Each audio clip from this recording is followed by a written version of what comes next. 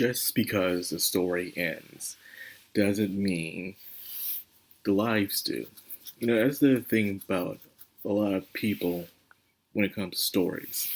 When you read a story, even a simplistic story, or a well complex story that's many pages long, every story has an end. But just because the story ends, as you know, this doesn't mean the lives end. People's lives continue. Even if the main character dies, the lives continue somewhere out there. And we always leave us at one question: what happens to these characters after their lives go on, after the story? And I guess we tell stories because even if it's about a person's life, it's that one interesting or important moment within that person's life that we like to talk about. It can be for a meaning or for entertaining, to inspire somebody. But either way, that's the reason why we do this, is to always show that at the end of the day, our stories can be interesting to somebody, no matter what they may be. One person's life may be very complicated and crazy. One person's life is full of action and excitement. One person's life could be just going to the store every day, going to work, doing whatever it is that's so mundane that to them it's like, my life has no meaning. But they miss the little things, like helping someone out, being the best they can be, that might inspire someone who's been looking at them from a distance. You'll be surprised. So when it comes to Senya and Jinka's story, each one had its own meaning and reasons why it exists. You know, Jinka's story has always been about him being alone and being afraid of pretty much, no, not want to say afraid, but more hatred and sadness in a way, where he wanted to become a monster so he can live with the ones he cared about, and he hated the humans that abandoned him or treated him and his friends harshly. He became a monster, and he ended up regretting it at the end. He became uncontrollable. Then you have Senya's side, and a lot of people, it's the most interesting one. It's personally my favorite, to be honest with you. It's when the story really grows on you. But in my also perspective, that you also needed Jinga's story for Senya's story to be truly interesting. Because some of the past characters that you see in Senya's story is the reason that what makes it very interesting as well. So if we just start off with Senya's story, would it be as interesting as it was as we know it right now? It's a possibility. Possibility. But with Senya's story, he was a monster already powerful. He had his father with him, when you think about it, even some companions. But some events happened, caused him to lose his memory, and he still could have a normal life, but certain things happened that caused him to move out. He became scared of himself and those around him that are monstrous. He wanted to avoid conflict, unlike Jinka, who loved to get into conflict. He wanted to find some way to avoid conflict, and one of the ways he thought was to become human, but realizing even humans have conflict. So even with all this that's happening right now, Senya was looking for some sort of answer, and he did come to that conclusion. And this is when the episode when our characters clash one last time. And it was a great episode. It made me really wish that all the series animation was like that. The animation in the series wasn't bad. It was just very close to average, I would say, in my opinion. I guess that's the best Satoshi's gonna get with his work. It's close to average. He's already get that top high quality animation when it comes to it. Because when I was thinking White Fox was gonna do it, I thought we would get that good White Fox animation. But no, they are focusing everything on ReZero, so we didn't get what we wanted now, did we? But that's okay. That's okay. It wasn't that bad, It was definitely a step up from Lucifer and the Biscuit Hammer, definitely. Because Lucifer and the Biscuit Hammer was a freaking slideshow. But what they really put their effort into was this battle between Senya and Jinka. The animation was really on par, which I was expecting within this fight, which was great. But even with all of Senya's powers, it wasn't enough. And once again, to compare and contrast with their powers, even though they both have the 1,000 in their name, it was completely totally different.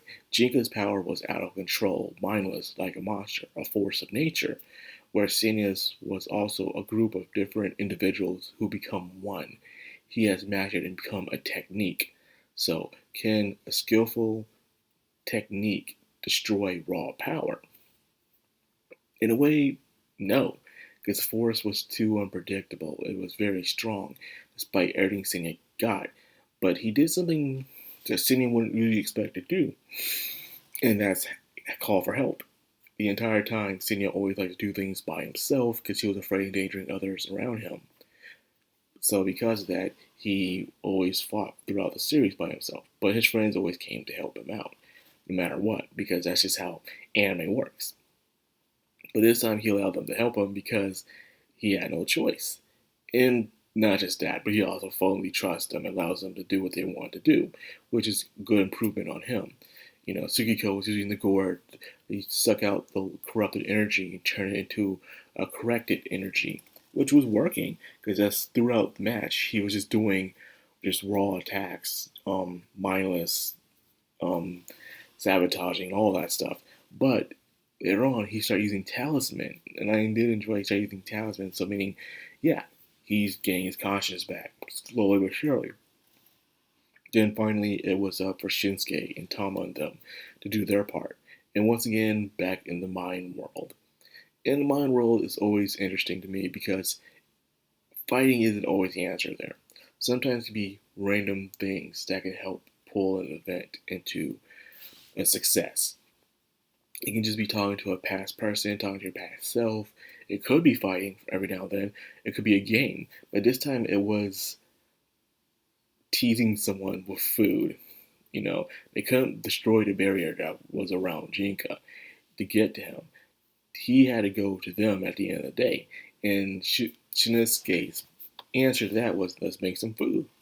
Sure, food has no meaning there. It won't fill you, but it helps out in its own way.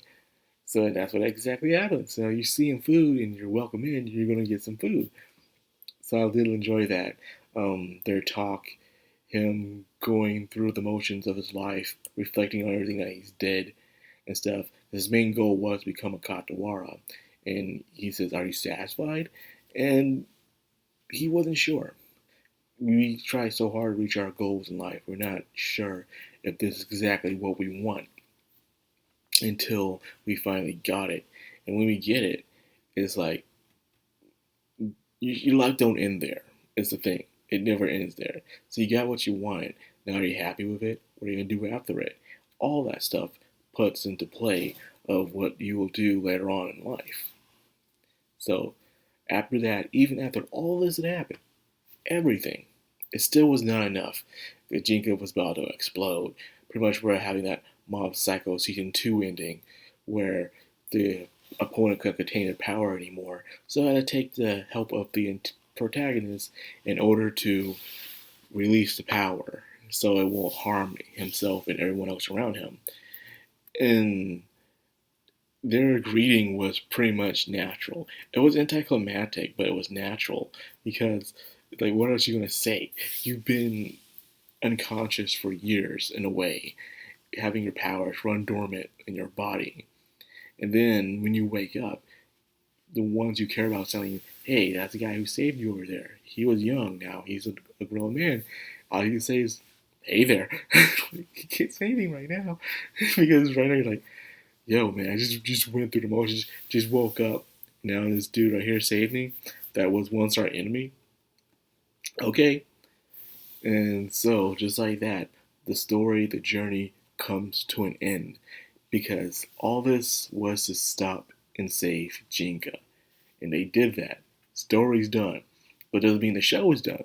We got like what? This is 21. I believe got 1 or 2 episodes left. Or 3. I think we have 1 episode left. It's weird that some sites say this has 24 episodes and another site says this only has 22. So we could have 1 or 3 more episodes to go, determine on how which side is right. We'll see.